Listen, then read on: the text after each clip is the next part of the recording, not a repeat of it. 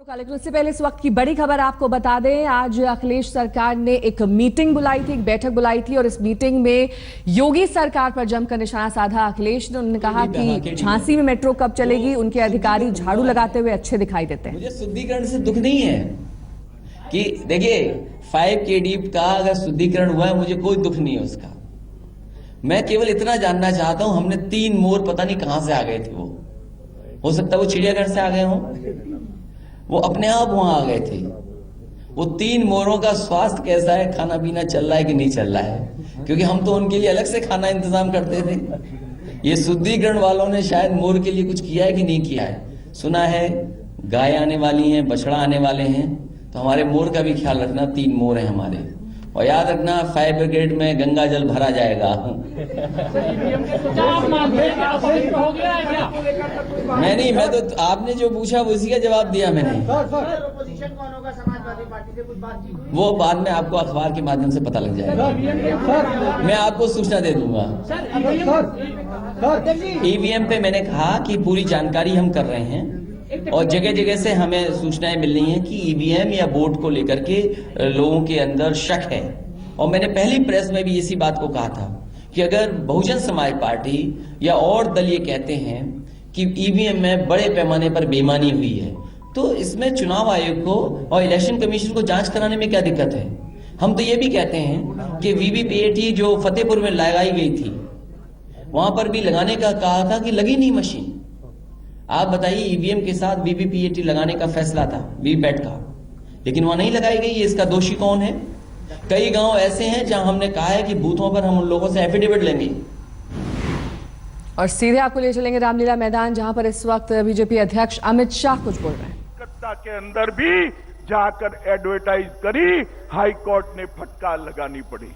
मित्रों, भारतीय जनता पार्टी का कार्यकर्ता दिल्ली सरकार के घोटालों को दिल्ली के जन जन तक पहुंचाने का काम करे। मित्रों, जिस प्रकार की राजनीति आप पार्टी ने शुरू करी है, मैं मानता हूं मित्रों, देश में एक अलग प्रकार की राजनीति उन्होंने शुरू की।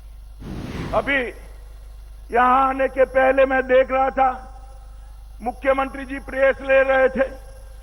उन्होंने कहा कि भाई उत्तर प्रदेश में भारतीय जनता पार्टी ने वादा किया था कि उत्तर प्रदेश में भारतीय जनता पार्टी की सरकार बनती है तो किसानों का कर्ज माफ करेगी, छोटे और सीमांत किसानों का कर्ज माफ करेगी, और अभी कर्ज माफ नहीं किया।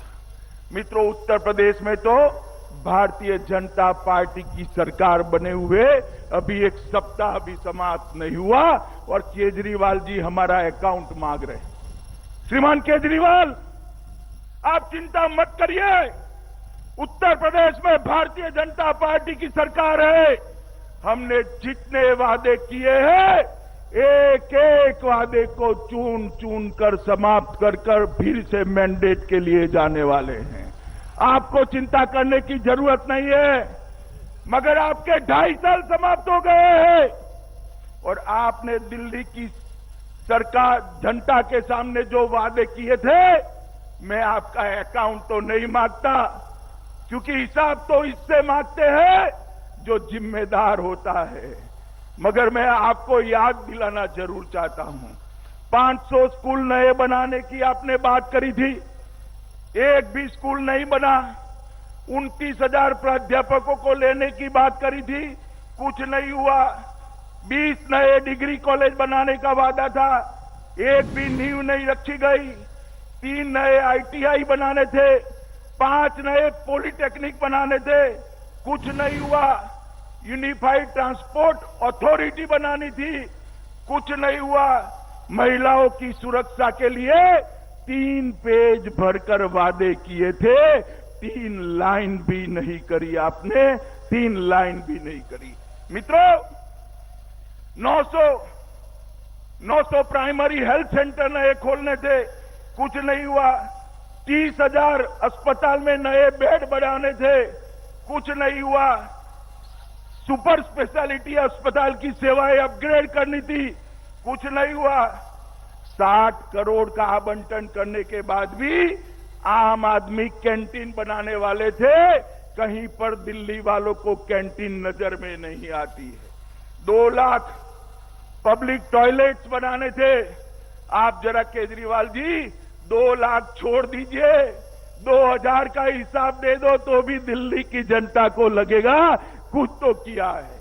मित्रों, अस्थायी कर्मचारियों को परमानेंट करने के लिए वादा किया था, एक भी वादा समाप्त नहीं हुआ। मित्रों, अब ये केजरीवाल जी भारतीय जनता पार्टी का हिसाब मांगते हैं। मित्रों, मैं आपको पूछना चाहता हूं, भारतीय जनता पार्टी के कार्यकर्ता केजरीवाल जी ने जो वादे पूरे नहीं किए हैं, वो लेकर दिल्ली की जनता के पास जाएंगे या नहीं जाएंगे, बताइए जरा जोर से बोलिए, जाएंगे? मित्रों, जिस प्रकार से झूठे वादों की जड़ी चलाई थी, मैं दिल्ली की जनता को कहना चाहता हूं, फिर से चुनाव का मौसम आ गया है।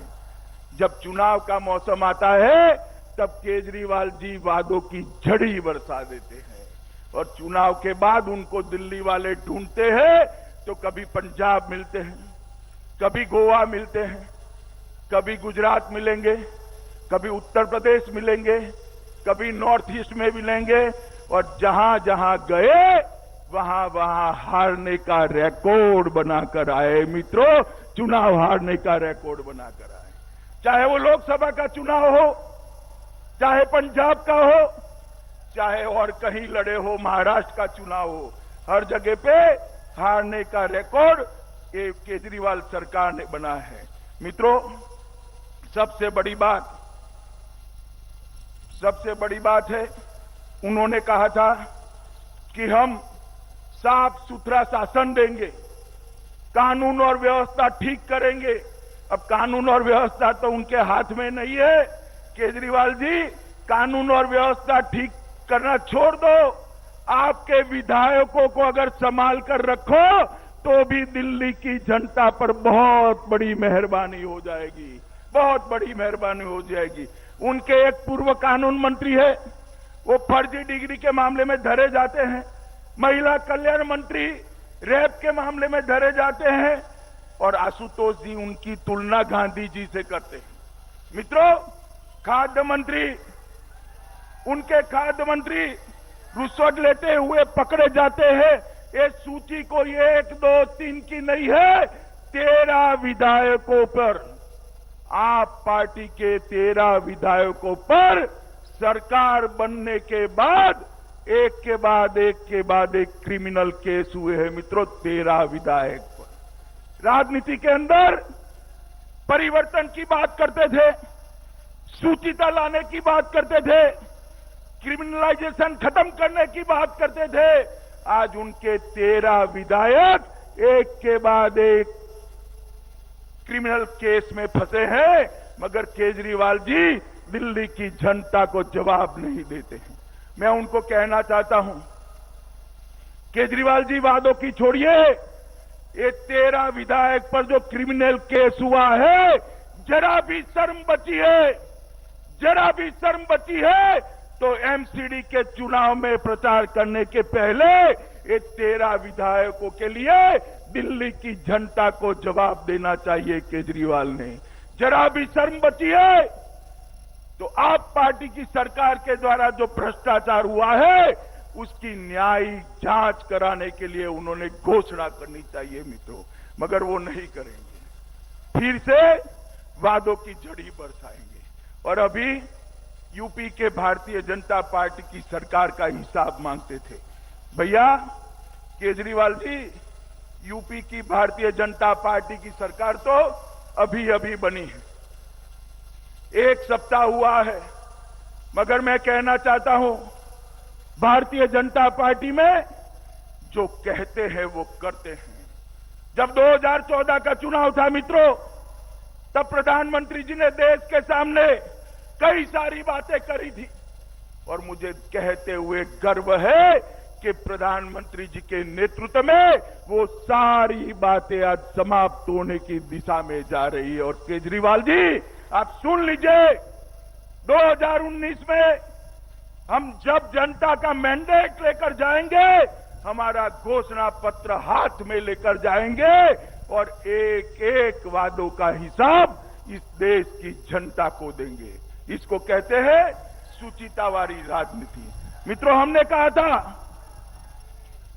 कहा था कि इस देश की सुरक्षा, इस देश की सरहदों की सुरक्षा को हम सुनिश्चित करेंगे। भारतीय जनता पार्टी की सरकार ने देश की सरहदों की सुरक्षाओं को सुनिश्चित किया है। मित्रों, सबको याद होना चाहिए, भाई हेमराज का सर काट कर ले गए थे पाकिस्तान की धरती पर, उसको अपमानित करने का काम किया था। मित्रों, भारतीय जनता पार्टी की सरकार ने आज स्थिति में बहुत बड़ा बदल किया है। उरी में पाक प्रेरित आतंकवादियों ने एक हमला कर दिया। बड़े सवेरे तड़के 3 बजे सोते हुए सैनिकों पर हमला किया।